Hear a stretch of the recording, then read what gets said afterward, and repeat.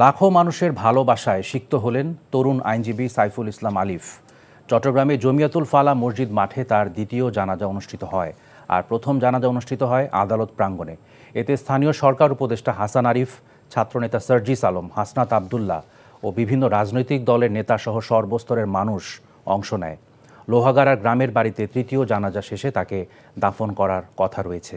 এদিকে আলিফ হত্যার প্রতিবাদে আজ থেকে দুদিন চট্টগ্রাম আদালতে কর্মবিরতির ঘোষণা দিয়েছেন আইনজীবীরা। তারা হত্যাকাণ্ডের সুষ্ঠু বিচার দাবি করেছেন। বিস্তারিত শওকত করিমের ডেস্ক রিপোর্টে। ইসকন অনুসারীদের নির্মম হত্যাকাণ্ডের শিকার তরুণ আইনজীবী সাইফুল ইসলাম আলিফকে শেষ বিদায় জানাতে এ জনস্রোত। শোকে বিহ্বল তারা। লাখো মানুষের ঢল, জানা যায় কানায় কানায় পরিপূর্ণ জমিয়াতুল ফালা মসজিদ মাঠ।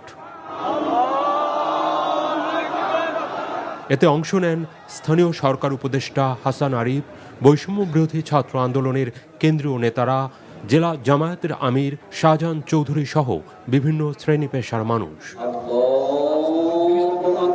চট্টগ্রাম আদালত প্রাঙ্গণে সাইফুল ইসলাম আলিফের প্রথম জানাজা অনুষ্ঠিত হয়। শোকে আমরা স্টিলের মতো শক্ত থাকবো, পাথরের মতো শক্ত থাকবো, যাতে আগামী যে কোনো প্রচেষ্টা এই বিপ্লবকে, এই গণঅভ্যুত্থানকে ব্যর্থ করার জন্য সে যেই করে থাকুক, যে অঙ্গনের উপরে থাকুক, সেগুলো আমরা প্রতিহত করব। যারা স্বাভাবিক আইনের স্বাভাবিক গতিকে বাধাগ্রস্ত করছে প্রত্যেকের বিরুদ্ধে মামলা হবে ইনশাল্লাহ। ইসকনকে উগ্রবাদী সংগঠন উল্লেখ করে এর কার্যক্রম নিষিদ্ধের দাবি জানিয়েছেন স্থানীয় রাজনীতিবিদরা।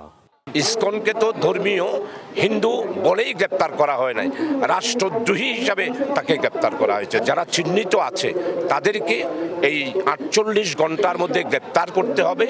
আর ইসকনের অস্ত্রধারী তাদের যেই ক্যান্টনমেন্ট আছে, ঘেরাও করে অস্ত্রগুলো উদ্ধার করতে হবে। আর সন্ত্রাসীদেরকে কোনো অবস্থায় তারা ধর্মের পরিচয় দিতে পারবে না। এর আগে নিথর দেহ আনা হয় আদালত চত্বরে।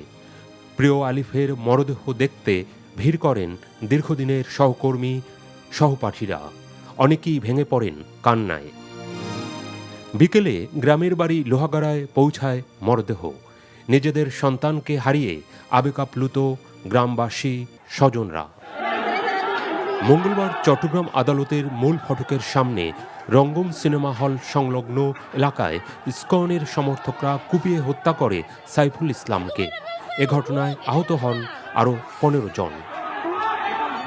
শওকত করিম, এনটিভি নিউজ ডেস্ক।